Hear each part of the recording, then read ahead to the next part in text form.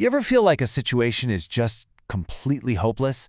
Like it's been cut down to the very root and there's just no chance of it ever coming back? Well, today, we're going to unpack this really powerful metaphor from a devotional text that looks at that exact moment and how even a seemingly dead stump can find new life. So our whole journey starts with this incredible image from the book of Job.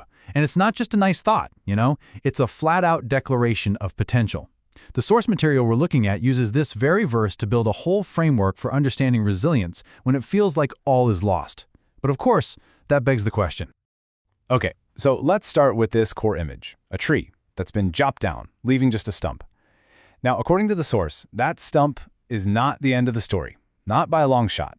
It's actually holding on to this hidden potential, a promise of new life that's just waiting for the right trigger to be unlocked. Right. That's the big question, isn't it? How does that even happen? This isn't about magic or just wishful thinking. The text is actually very, very specific about what causes this amazing comeback. It's not just time passing or a bit of luck. It's something precise and, well, it's almost poetic. And that brings us right to the heart of this whole idea, the scent of water. This is the secret ingredient, the hidden catalyst that unlocks the stump's ability to grow again. So what on earth does the source mean by a phrase like that?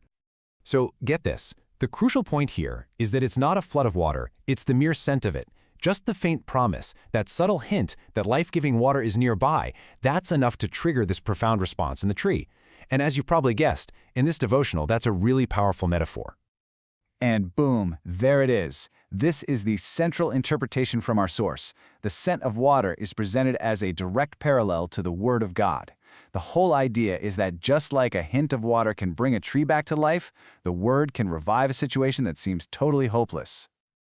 But the source is really careful to draw a sharp line in the sand here. This isn't just about positive thinking or, some motivational speech you'd see online. It's presented as something much, much deeper, with a totally different kind of power. So here, the source lays out this fascinating comparison. On one side, you have what it calls mere motivation, philosophy, human wisdom. And it says, sure, that can be soothing, but ultimately it has limits. But on the other side, you have the Word of God, which it describes as limitless, boundless, and authoritative. It's suggesting it operates on a completely different playing field. So why does this distinction even matter? Well, it's because it's meant to tackle a very real, very relatable human problem. That feeling of being spiritually and emotionally just spent, when your own personal well of hope has completely run dry.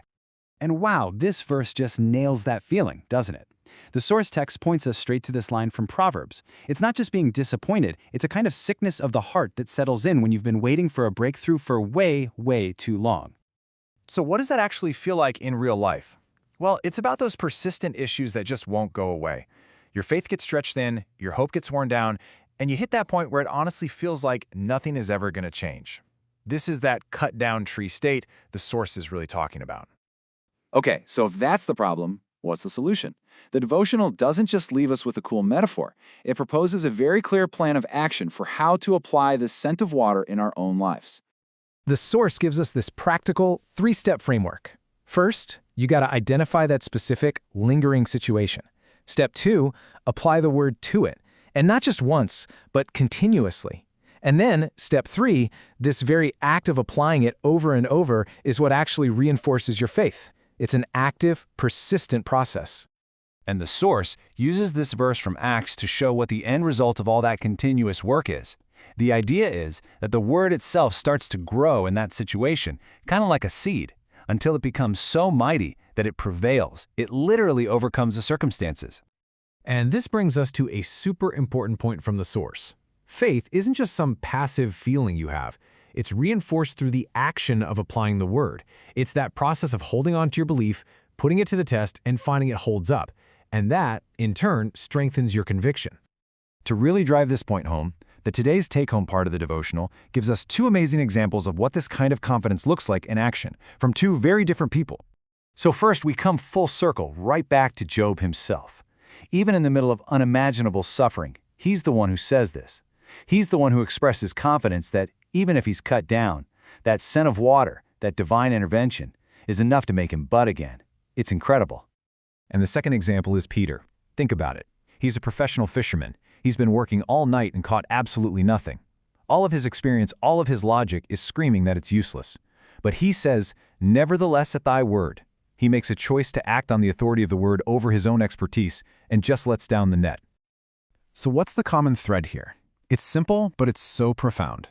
Both Job, in his declaration of hope, and Peter, in his act of obedience, showed this absolute confidence.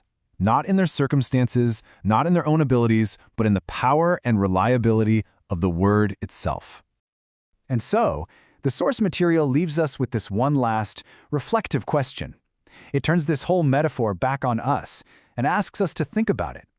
What specific truth, what scent of water, has the power to bring new life to the seemingly hopeless stumps in our own lives?